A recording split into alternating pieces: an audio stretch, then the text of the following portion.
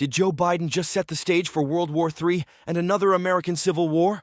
Last night, on a nationally televised press conference, President Joe Biden has all but flat out said that the USA is preparing for another world war and started comparing himself to President Lincoln, evoking an eerie sense of premonition that the USA is not only entering into yet another world war, but this time a major component of that war will be fought on U.S. soil between U.S. citizens. A new American Civil War.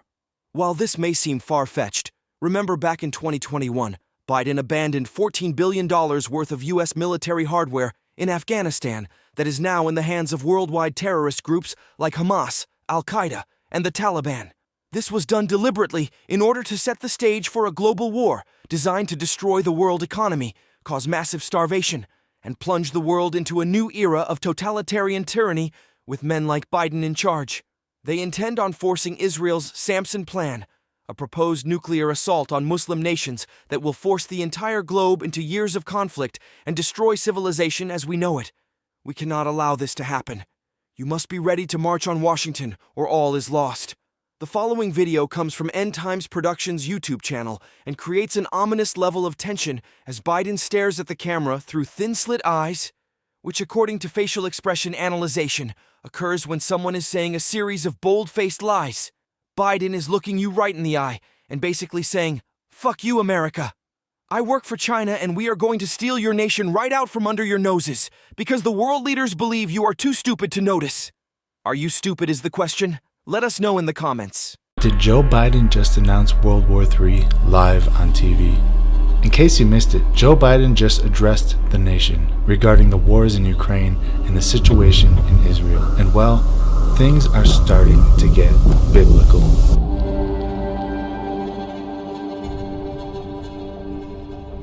We're facing an inflection point in history. One of those moments where the decisions we make today are going to determine the future for decades to come. Now, I want you to listen to some of the things he said and pay close attention to some of the language he used because it's extremely important. Now just remember, these words were chosen specifically by his speechwriters in order to convey the seriousness of this situation, and he even referenced World War II. The terrorist group Hamas unleashed pure, unadulterated evil in the world. But sadly, the Jewish people know perhaps better than anyone that there is no limit to the depravity of people when they want to inflict pain on others. You know, the assault on Israel echoes nearly 20 months of war, tragedy, and brutality inflicted on the people of Ukraine, people that were very badly hurt since Putin launched his all-out invasion. It's sick. Hamas and Putin represent different threats, but they share this in common. They both want to completely annihilate a neighboring democracy, completely annihilate it. Hamas' stated purpose for existing is the destruction of the state of Israel and the murder of Jewish people. I know these conflicts can seem far away, and it's natural to ask, why does this matter to America? So let me share with you why making sure Israel and Ukraine succeed is vital for America's national security. You know, history has taught us that when terrorists don't pay a price for their terror, when dictators don't pay a price for their aggression, they cause more chaos and death and more destruction. They keep going, and the cost and the threats to America and the world keep rising. So if we don't stop Putin's appetite for power and control in Ukraine, he won't limit himself just to Ukraine. And if Putin attacks a NATO ally, we will defend every inch of NATO which the treaty requires and calls for. We'll have something that we do not seek. Make it clear, we do not seek. We do not seek to have American troops fighting in Russia or fighting against Russia.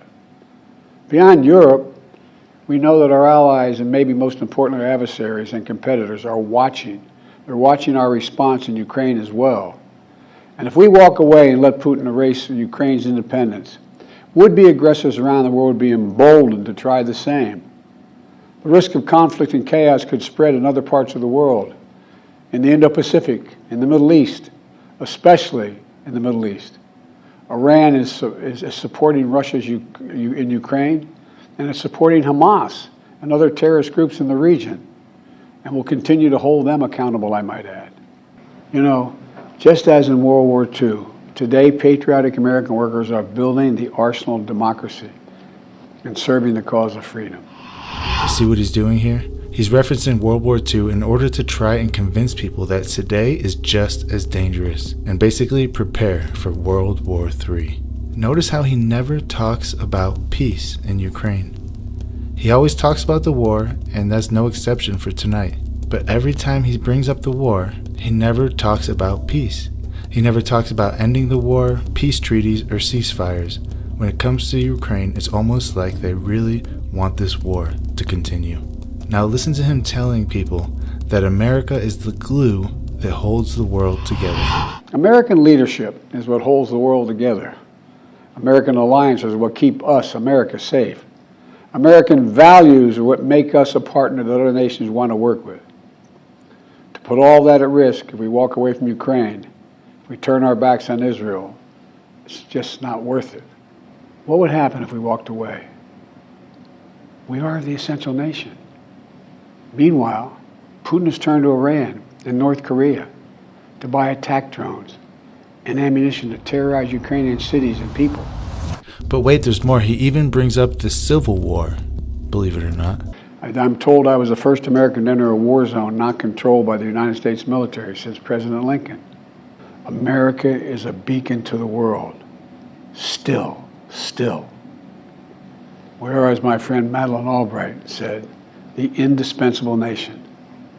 Tonight there are innocent people all over the world who hope because of us, who believe in a better life because of us, who are desperate not to be forgotten by us, and are waiting for us. But time is of the essence. I know we have our divisions at home. We have to get past them. We can't let petty, partisan, angry politics get in the way of our responsibilities as a great nation. We cannot and will not let terrorists like Hamas and tyrants like Putin win. I refuse to let that happen. In moments like these, we have to remember who we are. We are the United States of America. The United States of America. And there is nothing beyond our capacity if we do it together.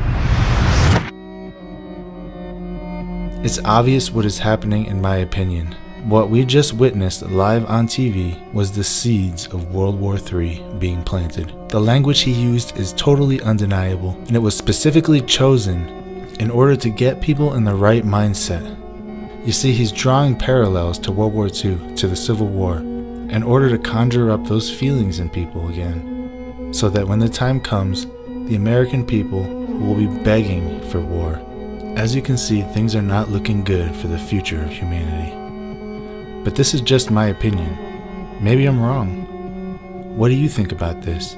Do you think Joe Biden is just saying these things to sound tough, or do you think he's actually planting these seeds in people's minds as a preparation for what's coming? Please, America, you have to wake up.